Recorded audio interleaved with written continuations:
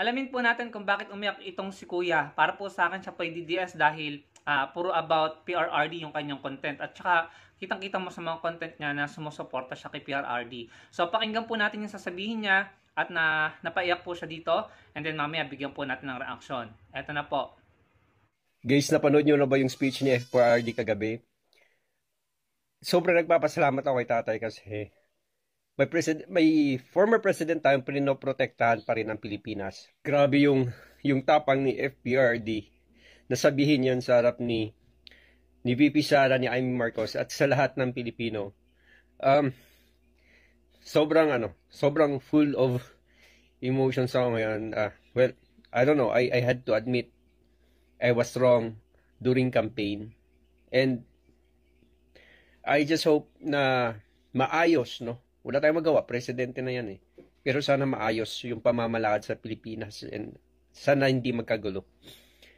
And salamat, former President Duterte, for still fighting for us. Still fighting for the Philippines. So yun, napakinggan po natin maliwanag naman po yung sinabi niya. Sa pagkakaintindi ko, nagkamali daw siya or nagsisisi siya dahil inoto po niya yung isa. Yun po yung pagkakaintindi ko. Tapos pagkakatanda ko, sinabi niya wala nang magagawa kasi presidente na. Para sa akin, okay na sana no? Dahil ina-admit niya na nagkamali siya. Pero doon sa sinabi niya na masaya siya or parang ina-admire niya si PRRD kasi si PRRD daw ay nagmamahal pa rin sa bansa at gustong protektahan ng bansa. Para sa akin, parang medyo sablay po yata yun. Ito po yung opinion ko kasi kung sinasabi niya na gustong protektahan ni PRRD yung bansa, bakit gustong ihiwalay ang kapuluan ng Mindanao, no? Kung gusto mong protektahan ng buong bansa, dapat buong bansa, no? Hindi mo ihiwalay yung kapuluan ng Mindanao.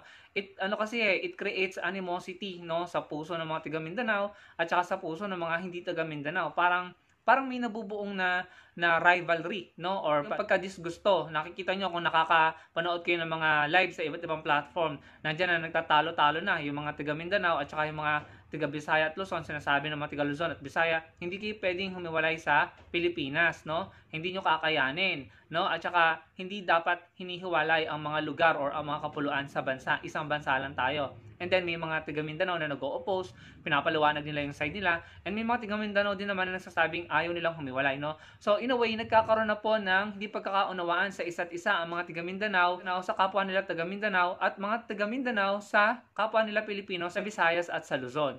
So talagang hindi po maganda yon, yung pagpo-push ni PRRD sa ideyang ihiwalay ang Mindanao, hindi po makabansa yun, hindi pagpoprotekta yun sa bansa, no? Hindi makakatulong sa Pilipinas at saka sa mga Pilipino. Ang liit-liit na nga na bansa natin, ihihiwalay pa, no? So, I beg to disagree kay Kuya nung sinabi niyang pinoprotektahan pa ni PRRD ang Pilipinas. I don't think so. Kasi hindi pagprotekta yun eh. Plus yung inamin nga ni PRRD na sinabi niya na nasa listahan ng PIDEA si PBBM. Pero hindi niya ito sinawalan. Ang inamin niya na pinoprotektahan niya si BBM nung mga panahon na yun. Habang nangyayari ang mga EGK, Tokhang, mistaken identity, vigilante killings, at saka summary execution, at saka yung mga riding in tandem, meron palang ganun na, merong sinabi niya na dahil kakilala niya at kaibigan niya, ay hindi nga po niya sinuwalat, no? Or hindi natin alam kung tinanggal sa listahan or whatsoever. The bottom line is, yung sinabi ni PRRD, ang gumulat sa ating lahat na para sa akin, para sa marami, no, ay unfair. Considering na maraming nagbuwis ng buhay sa Oplan Tokhang, sa hanay ng mga pulis at sa hanay ng mga ordinaryong Pilipino. So talagang nakakadismay yun, nakakadisappoint. Kaya ayoko mag-agree kay Kuya, no? And then sabi ko nga, inamin niya na nagkamali daw siya. Kaso, wala na siyang magagawa, wala na silang magagawa kasi presidente na, no?